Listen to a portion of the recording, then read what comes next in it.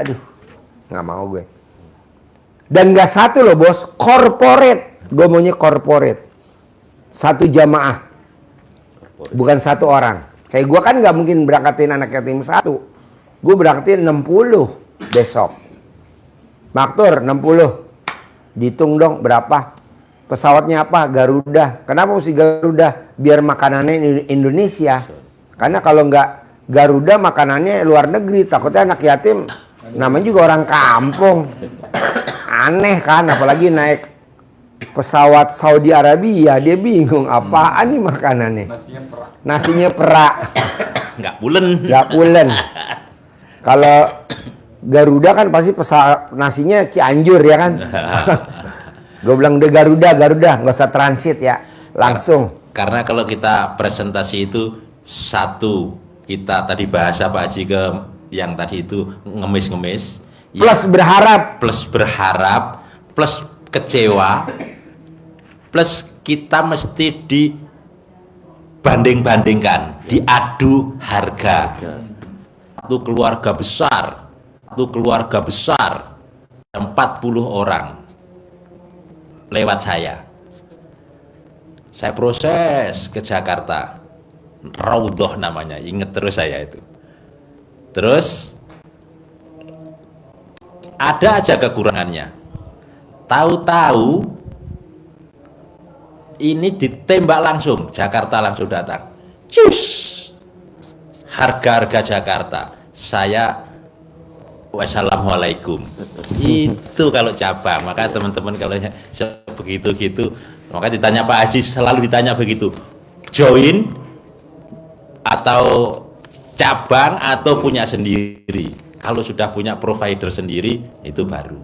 Kalau enggak banyak kecewanya, permainannya. Soalnya ini mantan. Gitu. Panjang urusannya. Gitu Pak. Jadi bagaimana ini datang dengan sendirinya, ilmu Pak Haji yang harus dipraktekin dengan serius, diterobos pintu langit. Itu saja kalau berkaitan dengan. Jadi intinya gini bos. Pakai ilmunya RDAY yang tidak ada di tempat lain. Apa tuh? Bikin takjub Allah. Kalau bos bisa bikin takjub Allah, pasti Allah bikin takjub si bos. Caranya apa? Semua jamaah berduyun-duyun datang ke si bos. Pasiennya RDAY, tamunya RDAY dari seluruh Indonesia, dari luar negeri, berduyun-duyun datang ke sini. Betul? Iya. Gue sakit 2 bulan bos, tapi tamunya nggak pernah berhenti. Ada aja. Sampai sekarang gue udah live lagi nih YouTube, pada datang lagi. Makassar, betul? Betul. Salatiga, Manado tadi. Nah maunya saya, bos juga begitu. Kalau gurunya bisa, muridnya harus bisa. Caranya apa Pak Haji? Itu tadi, ilmu RDAI yang 6 jangan dilanggar. 1, terima takdir Tuhan. 2, bangun jam 00 senyuman di pagi, tahajud baca Quran. 3, sholat tobat. 4, tidak boleh adu argumen. Tidak boleh berdebat. Kalau bahasa premannya, tidak boleh banyak bacot. Nah yang kelima, tidak boleh ingat-ingat uang kita yang ada di luar. Tidak boleh ingat-ingat orang yang pernah menjolimi si bos. Tidak boleh ingat-ingat orang yang pernah menjanjikan PHP. Nah terakhir, nyumpahin untuk hajat terkabul. Coba bos, terangin bos. Yang mana yang belum diterangin? Sudah semua tadi. Jadi satu yang perlu penekanan adalah terima ketetapan Allah. Itu pondasi. Gitu. Iya, karena kalau enggak kita akan protes ke Allah ujung-ujungnya. Ini mengkait dengan rukun iman. Karena keadaan kita yang seperti apapun akan menjadi, apalagi keadaan jatuh, kita pasti akan menyalahkan diri sendiri, keluarga, ujung-ujungnya menyalahkan Allah. Itu yang terpenting. Yang kedua sudah tadi, sholat tahajud, mulai rangkaian bangun malam, kemudian sholat tobat. Kenapa sholat tobat? Karena harus membersihkan diri dari sifat yang tidak disuka Allah dengan cara sholat tobat. Kenapa harus bersih diri? Karena Allah akan meningkatkan, akan melipat gandakan harta dan jamaah dengan cara mohon ampun. 3. Yang keempat, tidak boleh berdebat. Karena ada hadis Sahih Bukhari Muslim, bunyinya artinya kira-kira begini. Orang yang paling dibenci oleh Allah adalah orang yang suka berdebat. Orang yang paling dibenci oleh Allah adalah orang yang suka berdebat. Kenapa dibenci oleh Allah? Karena kalau orang yang suka berdebat itu ujung-ujungnya menimbulkan kepancing jengkel dan mancing jengkel, akhirnya jadi jengkel, dendam, ngeluh, komen, semuanya kena lagi. Maka ini ditekankan oleh Pak Haji untuk membersihkan hati kita dari sifat yang tercela. Yang kelima, sama ini, tidak boleh mengingat-ingat masa lalu orang yang pernah mendolimi kita, uang yang pernah dibawa oleh orang yang pernah mendolimi kita. Kenapa? Kita harus mandang ke depan. Kacanya, kalau istilah Pak Haji mengistilahkan, kacanya yang besar adalah kaca yang ke depan. Kalau kaca yang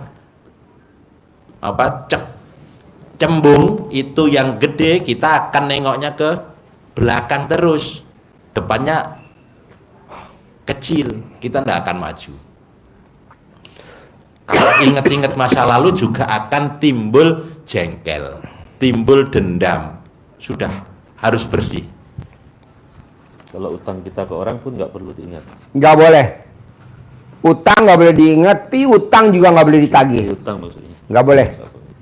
Itu masa lalu. Sekarang kalau lo duitnya di orang ada 70 juta, lo tagih. Kalau dia nggak bayar, penyakitnya dia pindah ke si bos. Itu pasti. Itu pasti. Lebih daripada penyakit dia pindah ke lu, ngapain gue tagih 70 juta? Toh kalau gue sakit juga bayarnya 140 juta kok. Gue kemarin 140 juta. Karena masuk di ICU. Tenang bos, jadi nggak usah ditagih. Tapi kalau nggak ditagih, bebaliknya minimal 10 kali lipat, bahkan 700 kali lipat, bahkan 1000 kali lipat. Nah, mendingan itu. Jadi kalau duit lo di orang 3 miliar, jangan ditagih, baliknya 30 miliar. Nah, yang pakai duit kita meninggal. Lumayan bos buat bantu program pemerintah, ya kan? Iya. Ngurangin penduduk.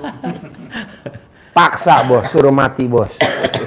Ngapain lo hidup lama-lama lo makan duit orang? Mati aja dulu, pulang ke rahmatullah. Ya betul? Ya masih. Saya pagi tadi naik ke tanah yang 70 meter itu masih. Saya ingat, ya Allah, tanah segini. Yang kita beli paling mahal. Oh iya, Masih. habis gue bayar mati. Pagi tadi saya naik, Pak kan bersih ditanemin itu. Iya. Segini Pak. Ini. Nah, mojok gini doang. 70 juta. 75 juta, masih minta tambahan lagi makelarnya 25 juta. Jadi Makelarnya 100 juta. mati, makelarnya lagi jalan. Ada sumur, lubang sumur, nyemplung ke dalam bos. Makelarnya. Yang punya tanah langsung mati, habis kita bayar. Iya. Nggak sampai seminggu. Hari itu juga. Kalau yang makelarnya hari itu malamnya. Malamnya. Gue mau kayak gitu-gitu bos, enak. Ngurangin penduduk bos, bantu program pemerintah. Bantu program pemerintah. Orang ini buat anak yatim kok. Buat kegiatan anak yatim kok. Dia bercanda. Bayar. Begitu juga kita kan ngurusin anak yatim, duitnya dipakai, Bos. Ya udah. Pulang, Allah suruh pulang, umurnya pendek aja dah.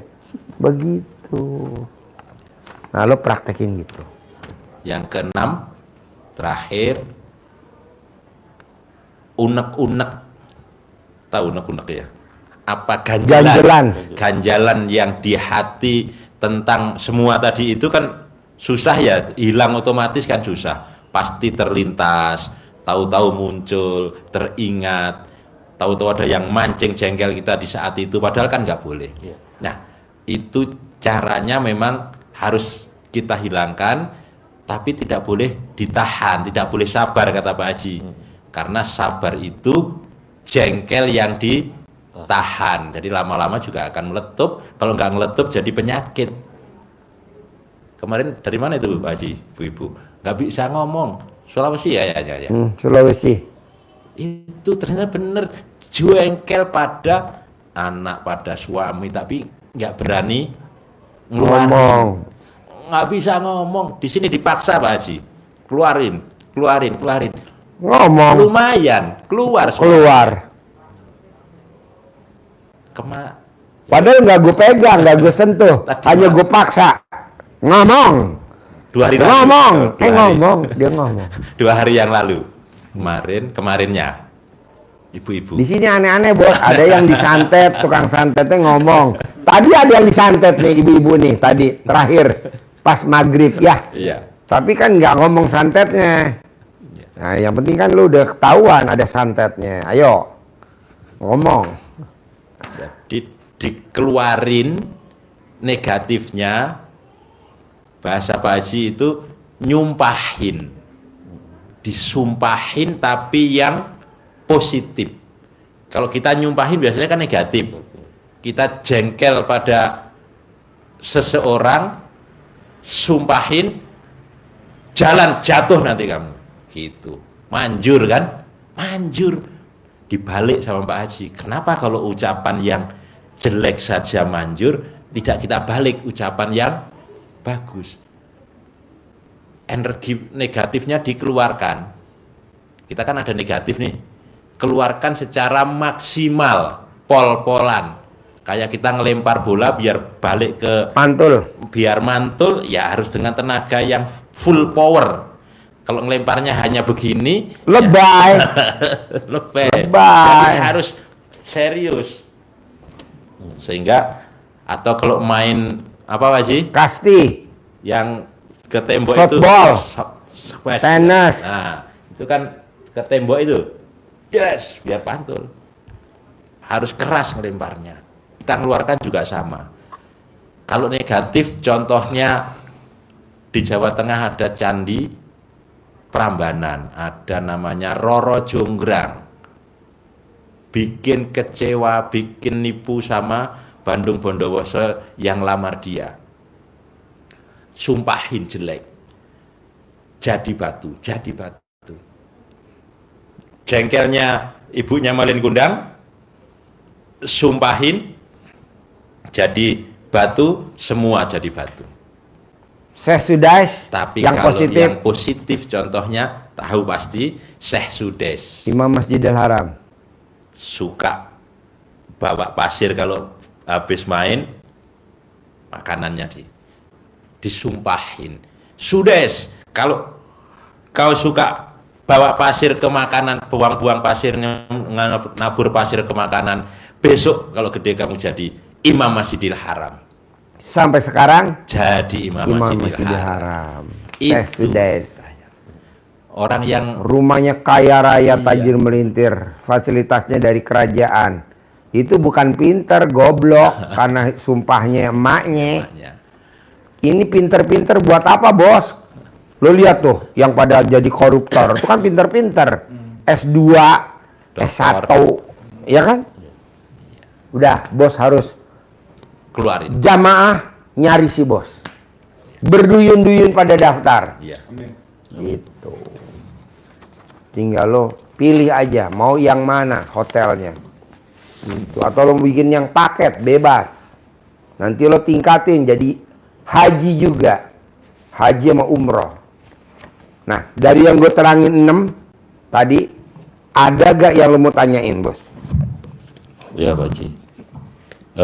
Sebenarnya saya sebelum ini sering nonton YouTube Pak Haji dan saya udah praktekin, kan.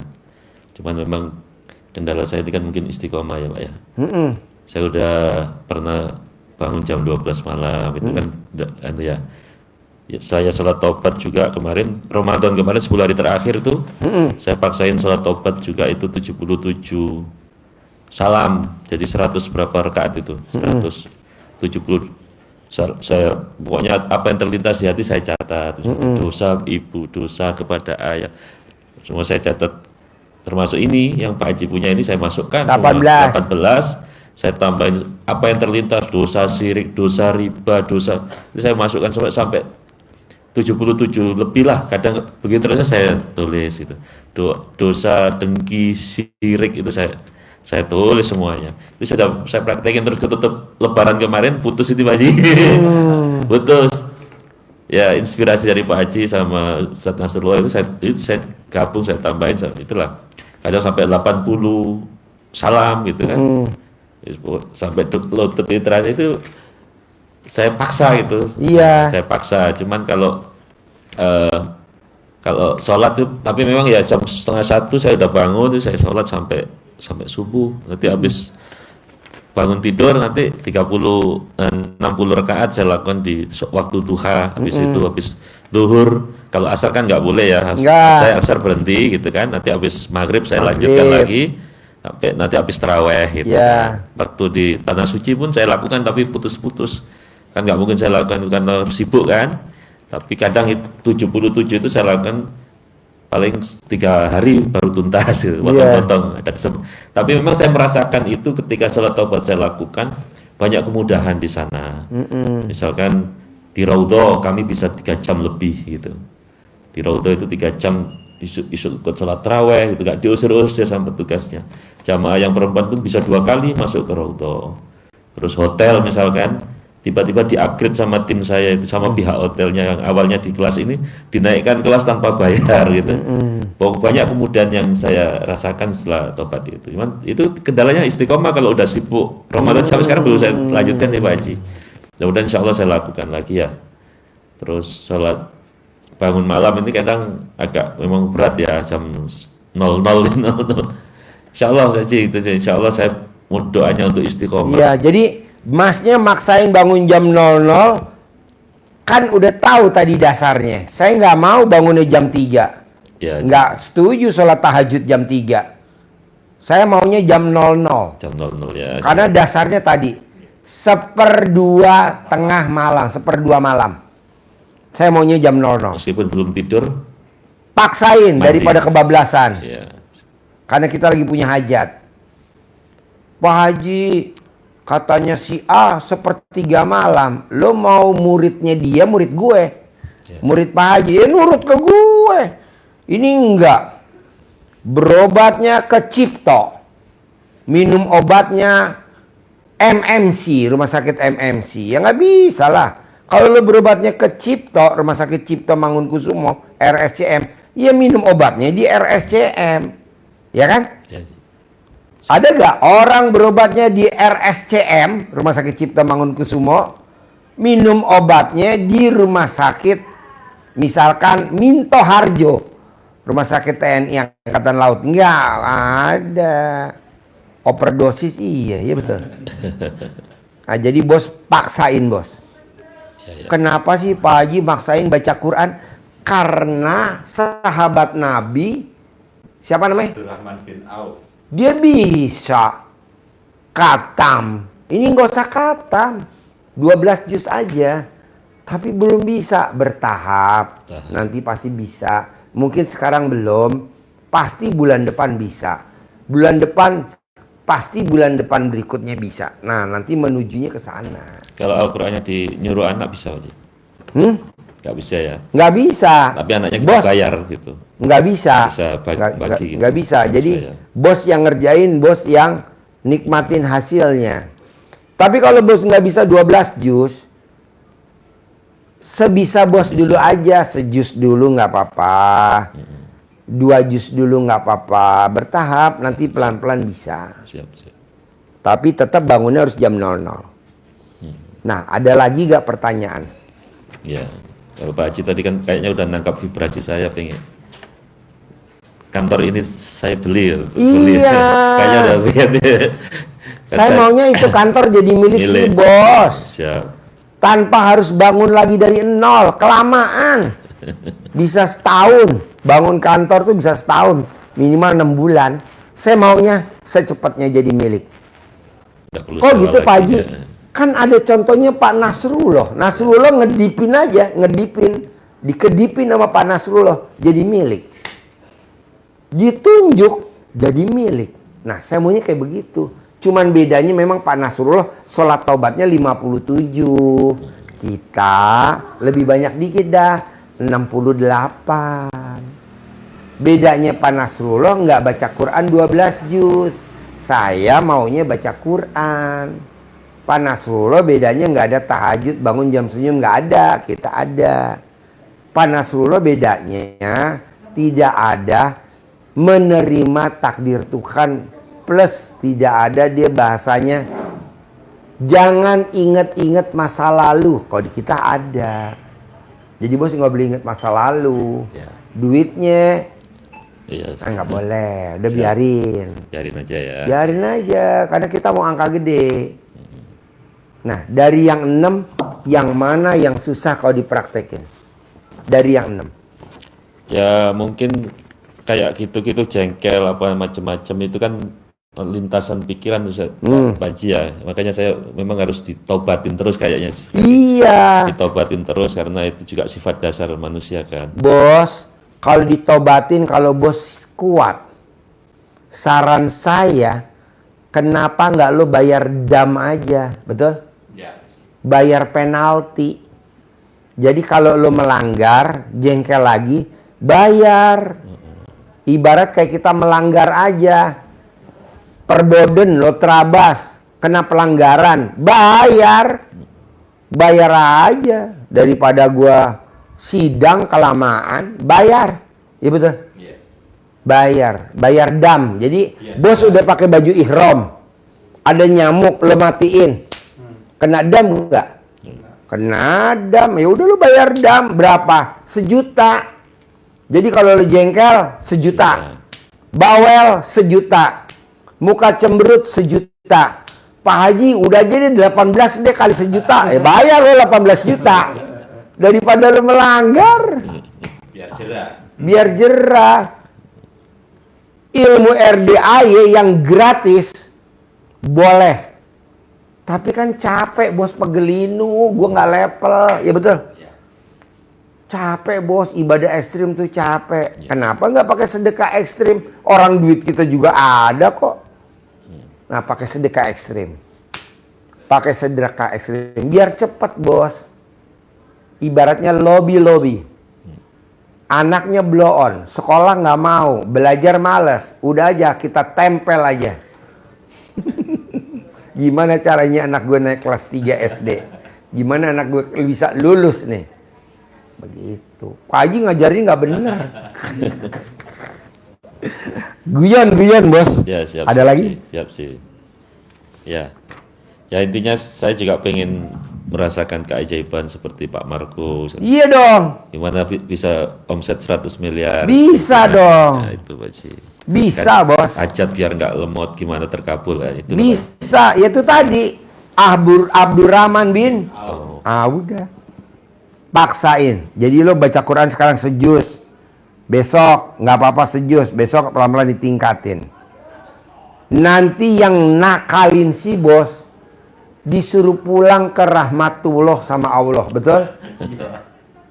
Masa lo lihat tuh orang yang dijelek-jelekin di TikTok atau di YouTube sekarang pada pulang ke rahmatullah. Kok gitu? Suruh pulang, suruh Allah. Ganggu-ganggu aja lo.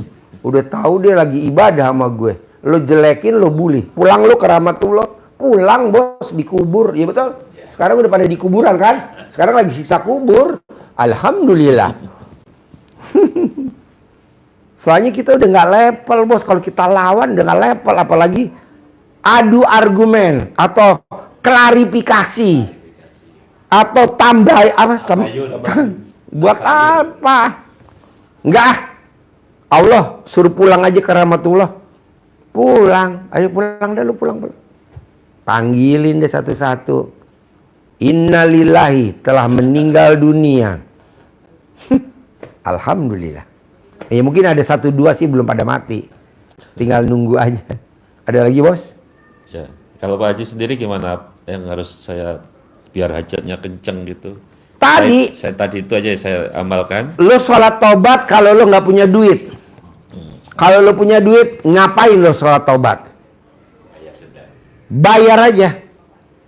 Kok Pak Haji gitu? Ya gue juga udah jalanin bos. Gue sakit 2 bulan. Gimana caranya? Udah kemana-mana. Akhirnya gue potong sapi seekor, belum sembuh. Potong sapi lagi seekor, belum sembuh. Potong lagi sapi seekor, belum sembuh. Potong lagi sapi seekor, belum sembuh. Selama 2 bulan, akhirnya gue total potong sapi berapa? 10 ekor. Alhamdulillah gue sembuh.